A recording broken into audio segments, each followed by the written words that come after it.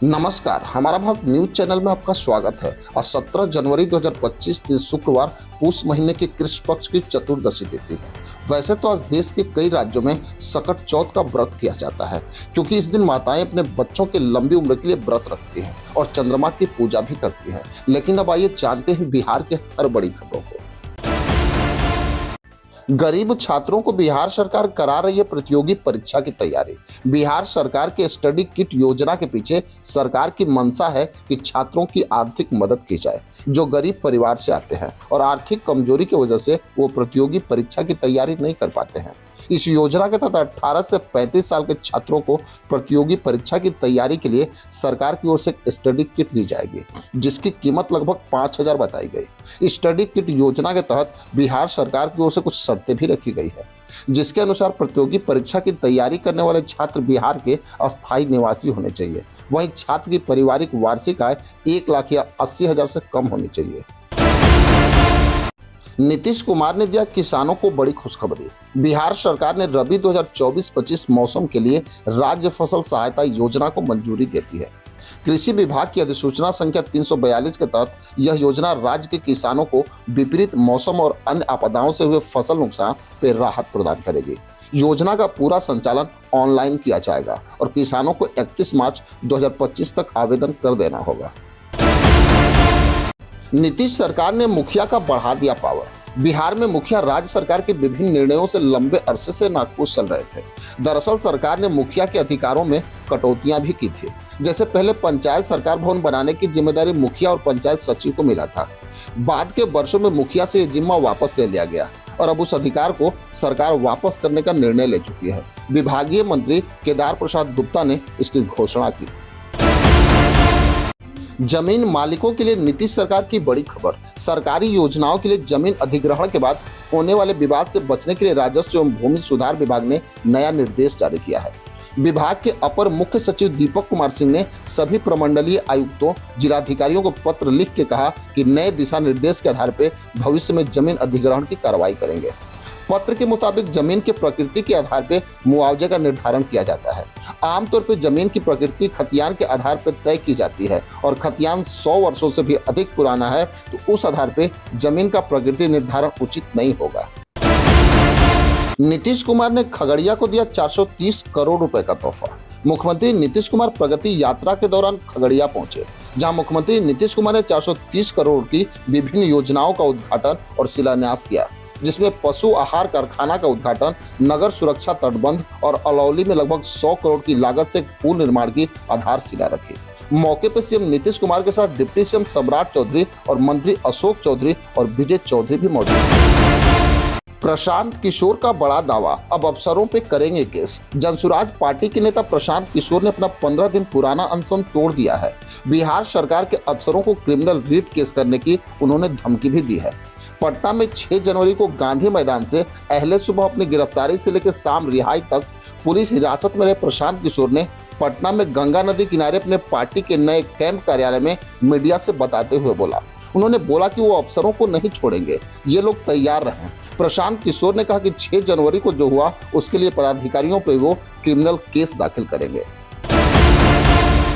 बिहार में नए पुल और सड़कें लाएंगी क्रांतिकारी परिवर्तन। बिहार में सड़क और पुलों का जाल बिछ रहा है। सोन नदी पे 7वां पुल बनाने की योजना है, जिससे लोगों का आना जाना आसान होगा। यह पुल बिंदौल और कोसीहाना के बीच बनने वाला है। इससे कई जिलों के लोगों को फायदा होगा। इसके अलावा 6ठा पुल पंडुका पुल का निर्माण कार्य जारी है। यह पुल बिहार और झारखंड को जोड़ेगा और नए पुल के निर्माण से यूपी की यात्रा भी सुगम हो जाएगी।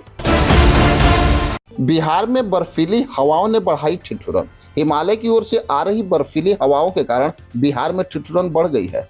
पटना, गया, सारण, मुजफ्फरपुर, दरभंगा, भागलपुर, पूर्णिया, कोसी और मुंगेर प्रमंडल के कई जिलों में गुरुवार सुबह कोहरा छाया रहा।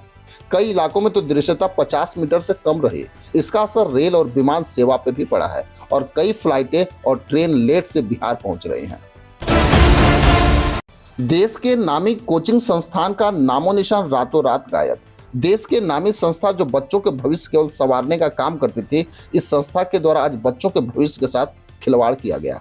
हम बात कर रहे हैं इंजीनियरिंग की तैयारी करने वाले कोचिंग सेंटर फिटजी की, जो जी की तैयारी करवाता था। उसी संस्था के द्वारा राजधानी पटना में कई छात्रों का रुपए लेकर फरार होने की बात सामने आई है। राजधानी पटना के कोतवाली थाना क्षेत्र फ्रेजर रोड में यह संस्था फिटजी खोला गया और बच्चों से इंजीनियरिंग की तैयारी करने के नाम पे किसी से 3 लाख तो किसी से 4 लाख रुपए लिए गए, लेकिन अचानक कोचिंग बंद करके संचालक फरार हो गया है। बिहार के सभी न्यायालयों में कामकाज ठप। बिहार राज्य व्यवहार न्यायालय कर्मचारी संघ के आह्वान पे कर्मचारियों द्वारा 16 जनवरी से अनिश्चितकालीन कलमबंद हड़ताल कर दिया गया है। कर्मचारी संघ की ओर से इसकी तैयारी पूरे जोर शोर से की गई है। बिहार राज्य व्यवहार न्यायालय कर्मचारी संघ अध्यक्ष राजेश्वर तिवारी ने बताया कि 4 सूत्रीय मांगों के समर्थन में सूबे के सभी 38 जिलों में सिविल कोर्ट और अनुमंडल कोर्ट के सभी कर्मचारी न्यायिक कार्य से अलग रह के अपना कलमबंद अनिश्चितकालीन हड़ताल करेंगे। लॉटरी के अवैध कारोबार को देख के रोहतास पुलिस भी हैरान। सासाराम जिले में लॉटरी के अवैध कारोबार के खिलाफ पटना एसटीएफ और रोहतास पुलिस ने बड़ी कार्रवाई की है। हालांकि पुलिस ये कार्रवाई बीते 14 जनवरी से ही कर रही है और इस कार्रवाई के दौरान लगभग 45 करोड़ के अवैध लॉटरी के साथ प्रिंटिंग प्रेस, लैपटॉप और मोबाइल सहित कुल 4 करोड़ के उपकरण भी जब्त किए गए हैं। शिक्षा विभाग में रिश्वत लेने का एक वीडियो वायरल। रिश्वतखोरी के आरोप में घिरे शिक्षा विभाग के अधिकारी को सस्पेंड कर दिया गया है। साथ ही विभागीय कार्रवाई चलाने का निर्णय भी लिया गया। इस संबंध में प्राथमिक शिक्षा निदेशक पंकज कुमार ने आदेश जारी किया है और जिलाधिकारी की रिपोर्ट पर शिक्षा विभाग ने यह कार्रवाई की है।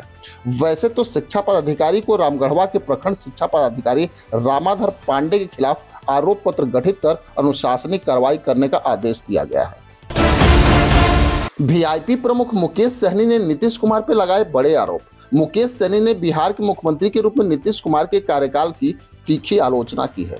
सीएम नीतीश कुमार की उपलब्धियों और नेतृत्व शैली पे भी सवाल उठाया है। उन्होंने बिहार में राजनीतिक नेतृत्व को लेकर पुनर्मूल्यांकन की मांग भी की। मल्लाह समुदाय के लोगों से कहा कि मुकेश सहनी नए शासक की वकालत करते हैं जो राज्य की उन्नति को प्राथमिकता दे और अन्य लोगों की जरूरतों को पूरा करे। भारत के पूर्व क्रिकेटर युवराज सिंह ने भारतीय क्रिकेटरों को दी सलाह। भारत के पूर्व बल्लेबाज युवराज सिंह का मानना है कि फॉर्म से जूझ रहे खिलाड़ी को राष्ट्रीय टीम में अपने कद की परवाह नहीं किए बिना हमेशा घरेलू क्रिकेट में खेलना चाहिए। सेलिब्रिटी क्रिकेट लीग के लॉन्च कार्यक्रम के दौरान युवराज सिंह ने कहा कि घरेलू क्रिकेट महत्वपूर्ण है। मैंने हमेशा महसूस किया है अगर आपके पास समय है, अगर आप अच्छा प्रदर्शन नहीं कर पा रहे हैं तो आपको निश्चित रूप से घरेलू क्रिकेट खेलना चाहिए।